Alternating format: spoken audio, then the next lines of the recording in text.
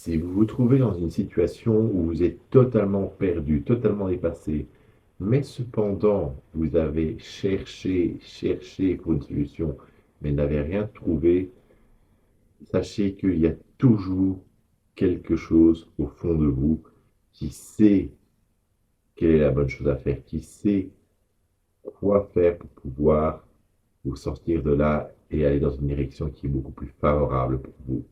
Et cette chose, c'est l'âme. En général, dans l'univers de la spiritualité, du développement personnel, on a tendance à considérer que l'âme est ce qui est pur en vous. Parfois, ce concept est même associé, confondu avec l'idée de soi supérieur. Cependant, ici, pour plus de facilité, je vais employer le terme âme. Et l'âme va être, d'une part, l'énergie, la force qui vont bâtir en vie, mais également toutes les informations qui sont en vous afin de vous diriger vers la vie que vous souhaitez vivre. L'âme contient en elle tous les désirs, toutes les expériences, tous les souhaits que vous souhaitez expérimenter dans cette vie-ci. Ces désirs, ces expériences sont vastes. En général, toujours dans le domaine du bien-être et de la spiritualité, on va dire qu'on souhaite être heureux, chose pour laquelle je suis totalement d'accord. Mais alors, on va catégoriser le bonheur dans des conditions bien précises. Avoir beaucoup d'argent, avoir une famille, être entouré d'amis, de personnes qui nous aiment, etc., etc. Bref, on va caser le bonheur dans une structure bien conventionnelle. Or, si on s'intéresse au concept de l'âme, on peut trouver que l'âme ne souhaite pas nécessairement ces effets, ces choses extérieures à travers lesquelles on pense être heureux. L'âme peut très bien avoir choisi de faire l'expérience de la solitude afin de savoir qu'est-ce que c'est. Parce que la solitude est un état qui permet à la personne d'être heureuse, d'être épanouie. L'âme peut très bien avoir choisi, et je suis le premier à être surpris par ça, je vous l'assure, de vivre l'état de pauvreté, l'état de manque, tout simplement pour comprendre le sentiment, pour pouvoir comprendre l'expérience.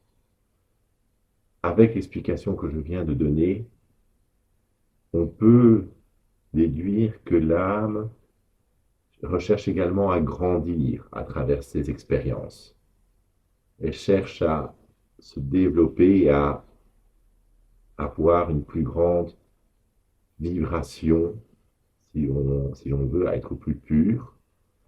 Or, contrairement à la religion chrétienne, à toutes les croyances qui ont vécu jusqu'à nos jours, dans le domaine du bien-être et de la spiritualité, l'âme est considérée comme étant pure à la base.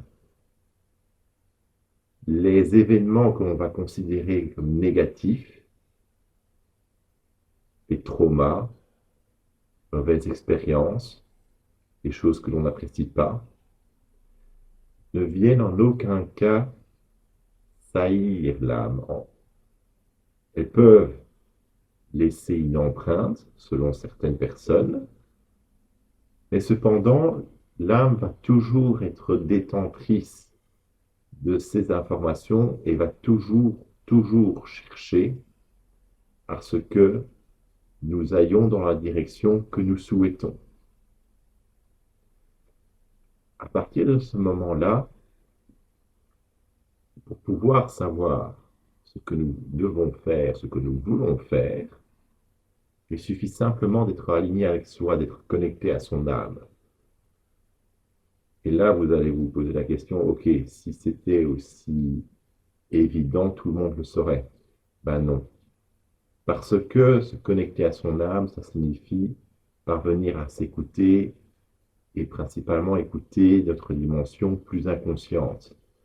Il y a tout un processus, il y a tout un état d'esprit qui est nécessaire afin de pouvoir écouter correctement son âme.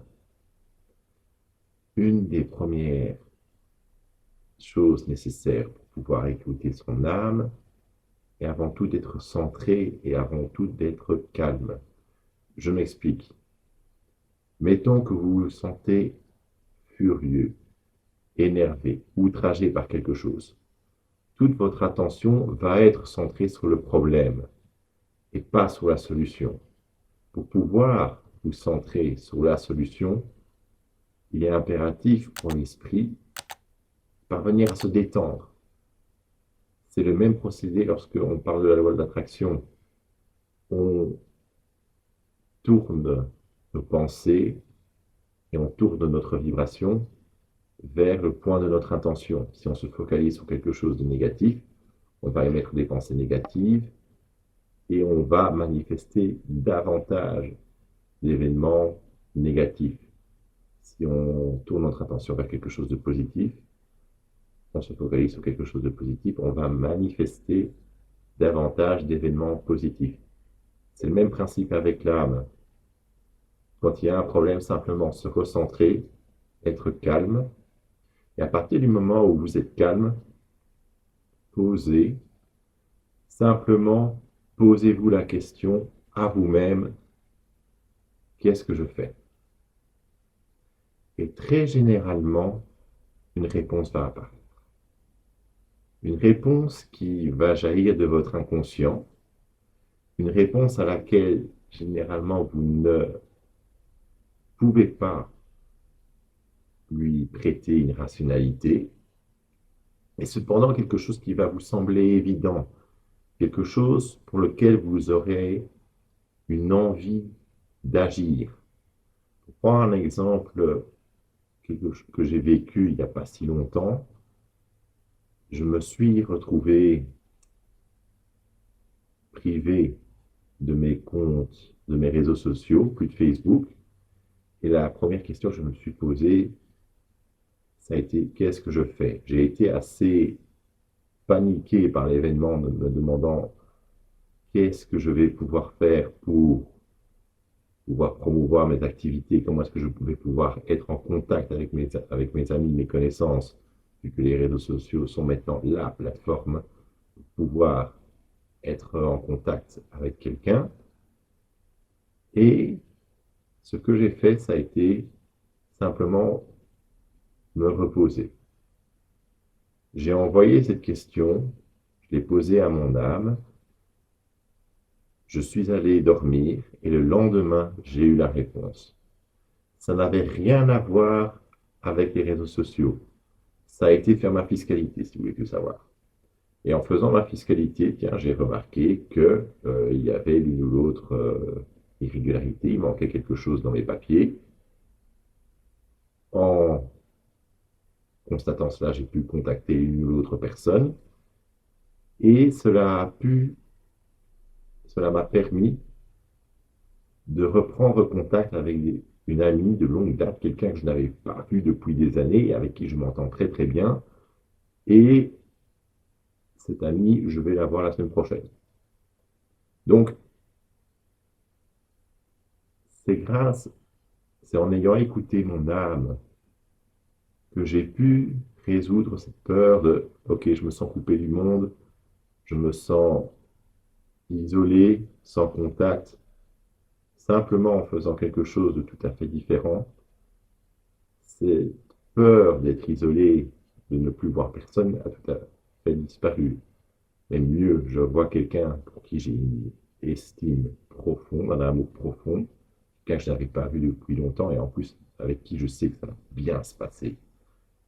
Mais cela est venu d'une action qui peut paraître irrationnelle, qui n'a aucun rapport avec les réseaux sociaux, avec le fait d'avoir été coupé des réseaux sociaux. Et c'est là où c'est extrêmement important, c'est d'apprendre à écouter cette part intuitive en vous. Le rituel que je vous propose afin de pouvoir écouter votre âme, c'est avant de vous endormir, posez une question à votre âme. Puis, laissez vaguer la question. Votre âme, elle aura entendu. Et à votre réveil, simplement écoutez, ressentez qu'est-ce que vous avez envie de faire. Quelle est la première décision instinctive? Quel est le premier désir qui vient et qui généralement ne va pas partir, vous y penserez, vous y penserez, vous y penserez, qui vous paraît si fort et en même temps si évident que vous ne pouvez que le faire, que vous ne pouvez que écouter cette intuition. Ce désir si fort, c'est votre âme qui vous a donné la réponse. J'aimerais ajouter un dernier point par rapport à cette technique. Lorsque vous posez la question à votre âme, il est important que vous posiez la question en désirant connaître la réponse. Il est important que vous soyez ouvert d'esprit afin de pouvoir recevoir une réponse. Parce que si vous posez une question à votre âme et que vous êtes sceptique, déjà d'une part, votre âme ne va pas vous écouter parce qu'elle va écouter davantage la vibration que la question mentale, mais également parce que vous allez aller dans une direction qui ne vous convient pas. Vous risquez d'aller dans une direction qui est peu agréable pour vous, vers quelque chose vers lequel vous n'aurez pas envie d'aller. Or, lorsque l'âme vous parle, elle va vous communiquer quelque chose qui est évident, quelque chose qui pour vous est, j'ai envie de parler d'un désir irrépressible, dans la mesure où vous sentez que ça vient de vous. Vous sentez que faire ça, c'est tout à fait aligné avec vous. Raison pour laquelle, lorsque vous posez une question à votre âme, soyez ouvert à toute réponse. Merci à vous d'avoir regardé cette vidéo. N'hésitez pas à liker, à vous abonner à cette chaîne et je vous souhaite une excellente journée. À très bientôt.